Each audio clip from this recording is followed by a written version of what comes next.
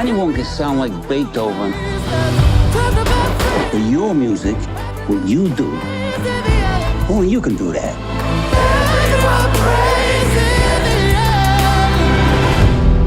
What do we do about the bones? Oh, what a perfect little movie to deal with the current climate that we're living in today. My name is Brandon Keith Avery, and this is just my opinion. Hey, what's going on, everyone? Thank you so much for tuning in to my opinion/review for Green Book. I really do appreciate it. So this movie, Green Book, is directed by Peter Farrelly. He is one of the Farrelly brothers. And it's very odd to me because if you look at his filmography, he has never done anything serious or any type of drama before. He's done Dumb and Dumber 1 and 2, Shallow Hal, and Me, Myself, and Irene. He's worked with Jim Carrey a lot. And so when I found out he was attached to this, I was very shocked. Now, the title of this film is called Green Book. It's inspired by a true story, not necessarily based on a true story. So 100% of it is not entirely accurate. And that's very interesting to me. And I can't wait to talk about that a little bit later. But I'm going to talk about this for now, the title of this movie, Green Book. If you don't know what they mean by Green Book is this was like a manual that was put together in like 1936, and it lasted all the way to 1966, from 1936 to 1966. And what it was actually a Negro motorist, the official title was the Negro Motorist Green Book, or the Negro Traveler's Green Book, which is crazy if you think about it. What that means is, like, black people that look like me, when they wanted to travel through the country, they had to take a green book with them so they can know where to stay, where to eat, where to get gas, where to lodge, where to, lie their head, all that good stuff, so they wouldn't get lynched, beat up, raped, tortured, killed, things like that. I mean, just some of the stuff that, we had to, go through in this country. Which is pretty crazy. And, so, I mean, that's what the film is about is, it has Viggo Mortensen in it. I know him from Lord of the Rings. Fantastic in that. And also, Mahershala Ali. He was in, Hidden Figures. He was also in the movie he won the Oscar in. I can't remember the name right now. It's Moonlight. Oh my goodness.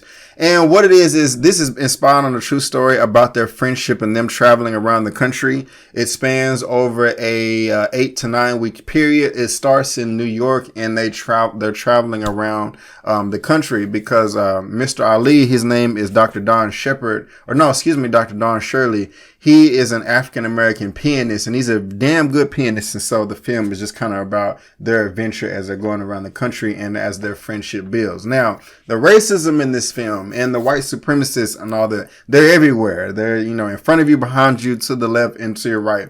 And of course, that's how it is. That's how it was in 1962. That's just how it is today.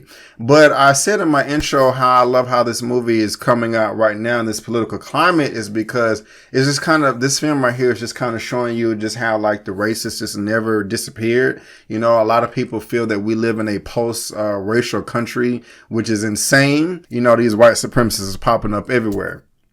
And they're in this film too.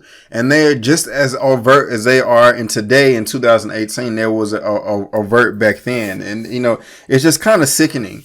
And just one of the things that I really did like about this film is them addressing all of that, putting that on the forefront, but also the performances by the two lead actors. They're both freaking fantastic. Both of them do deserve some type of Oscar nomination or recognition when all those announcements starts coming out. Especially Viggo Mortensen. His performance was a little bit better than Ali's to me. He's a working class Italian American. He's kind of just the driver, the chauffeur, the chauffeur. I cannot say that word. The bodyguard for Mr. Ali in this film, Mr. Don Shepard. But at the same time, I found out Mr. Farrelly, the director of this film, he used an effective tool with Viggo Mortensen's acting, but it was also kind of dangerous because Viggo's character in this movie is a racist. He does have that white supremacy mindset. ideology floating through his bloodstreams. But at the same time, the narrative of the film is trying to make you like the character. And you do, which is kind of crazy, because here I am watching movies like, man, this guy's a clear racist, but he has a great personality. It's like, what is going on? And so it's just kind of like, I appreciate the film is making me go through those emotions, even though I don't want to. It's just kind of challenging and kind of just opens my eyes and wakes me up to like, whoa, B, you already, woke enough to some degree, but you can't fall back and go into the sunken place, because like, this is some real ish right here. You know what I'm saying? These racists, these white supremacists will smile in your face and will love you and be nice to you and do all these things and but behind closed doors, or even sometimes in your face, they want to cut your throat, or just saying, bad things about you. Or if, you eat with a knife, spoon, and fork, they don't want to wash it. They want to throw it away because they feel like, your black skin, your black blood or whatever contaminated it or something like that. So this film does, it deals with all that. The pacing in this film is also fantastic. It comes in at around 2 hours and 10 minutes, but it did not seem long at all. And I noticed this very early on in the beginning of the film too, is the way the soundtrack picks up at the very beginning of a transitioning scene. There's a very clever way that the director used that so that you're not getting bored and you're staying upbeat.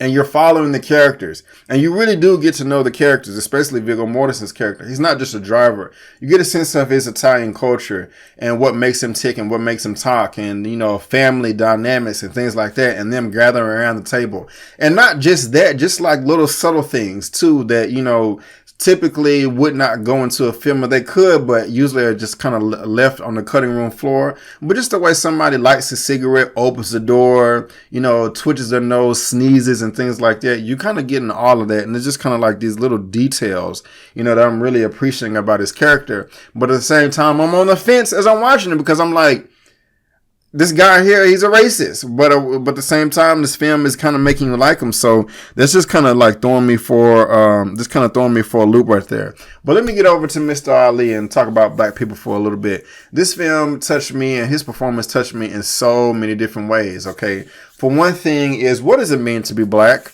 That's really kind of a hard question to answer. It's kind of a stupid question at the same time. None of us are the same. Not even like blacks around the world are not the same. Black Americans are not the same.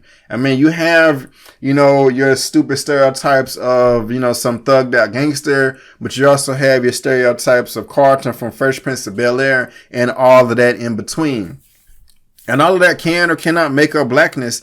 And this film does with that, especially with Mr. Don Shirley, Mr. Mahershala Ali. And I feel like I'm butchering his name. He has some identity issues. There is a documentary right now on Netflix called Accidental Courtesy. I forgot the brother's name, but he's a jazz player, black dude. And and I'm pretty sure you've seen him on the news. He goes around meeting with the members of the Ku Klux Klan. Basically, it's like, why don't you like me? I mean, if you get to know me, you can see that I'm a nice guy and we can get along and dance in circles and all that stupid stuff. Now, I initially, when I was watching that documentary and I heard about that case, I was like, man, this dude got some balls on him. You know what I'm saying? Openly going to white supremacist terrorists, KKK, and trying to be their friend. And I respected him for a second until when I was watching that documentary and it got to the very, very end. And I'm going to bring this point back over to the Green Book. Just bear with me. It was at the very end where he was having that conversation in the bar with them brothers that got arrested for protesting and all that stuff. And he made that disrespectful comment talking about, you have the mindset like this, like a college dropout. And, so they really got into it right there. In that scene, one of the brothers was like, this dude is crazy. He does not love himself. And right there, the dude in the documentary kind of twisted a certain way because he knew it was true. He really did not love himself. He was an Uncle Tom. And it was that key moment, that mannerism right there to where I lost our respect for him. I was like, okay, man, you cannot live your life unless you are accepted by white people. That is sick. Like, okay, if white people like me, Brandon Keith Avery, okay, great. They like me. But if they don't like me, I don't give a damn. I'm going to just keep on going about mine. You know what I'm saying? I'm not going to grow up a lifetime about, why don't you want to be my friend? Like, why? No, you're not going to beg somebody. And this character is like that. So to bring it back to the point of this movie and the acting, I said, in that documentary, it was that one point to where he twitched for a second. I got those mannerisms in his face where it just showed me that, and that 1 millisecond of a moment gave me an infinite amount of information about his character. And this film, Green Book, did the exact same thing with Mahershala Ali. There was a scene with him in the car, and the white dude, Viggo, was like, man, you don't even identify with your own people. And that just really spoke to me. And he did something in that scene in the car. So I was like, bro, I feel you. Because Viggo didn't understand. He thought he understood, but he didn't get the full picture. But as far as like double consciousness and all that good stuff, and that just really touched me right there. This film also just comes to go to show how in today and back in today's world and back in the day, to where like the white supremacists, the racists, how a lot of other people think that the white supremacists hate us. Well, some of them do. They do. But some of them actually do love us, do love black people. And what am I talking about? They love black people like we're the dogs of the family. Like, what do you mean? I remember Dr. Boyce Watkins talking about this in Hidden Colors 4, and some other people talking about this too.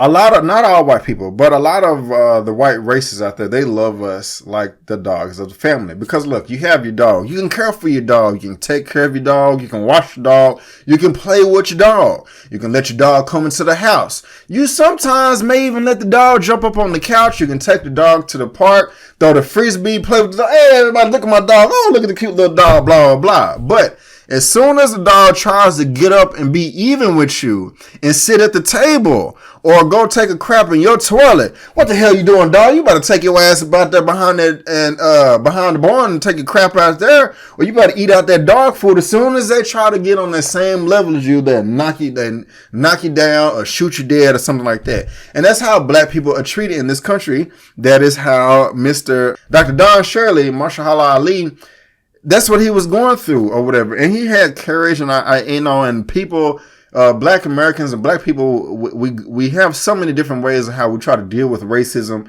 Sometimes we have our head on straight. Sometimes we get a little crazy in the head, and we thinking we can just go anywhere we want and say anything that we want to say, and there won't be any consequences. All of that is in this film right here. You know what I'm saying? And it's speaking to me. And this film is it's just a movie. But at the same time, it is not just a movie. Guys, if I have to rate Green Book out of a 1 out of 10, I would easily give this film a 9.5 out of 10. Yes, a 9.5 out of 10. But guys, that is just my opinion. Have you seen Green Book, or do you want to see it? Have I turned you on? Have I turned you off? Do you agree with me, or do you disagree with me? Let me know down in the comment section below. Let's get this conversation going and keep it flowing. If you like this video, go ahead and give me the thumbs up. And if you don't, that's fine. But you can still subscribe to my channel. You can also look me up on social media. Facebook, Instagram, and Twitter, all the good stuff. It's right there at the bottom of your screen, and I made it very easy by providing a link to all the good stuff there in the description box below. But guys, I just want to thank you again for tuning into my opinion/review for Green Book. And before you go, don't forget that my name is Brandon Keith Avery, and that's just my opinion. Peace.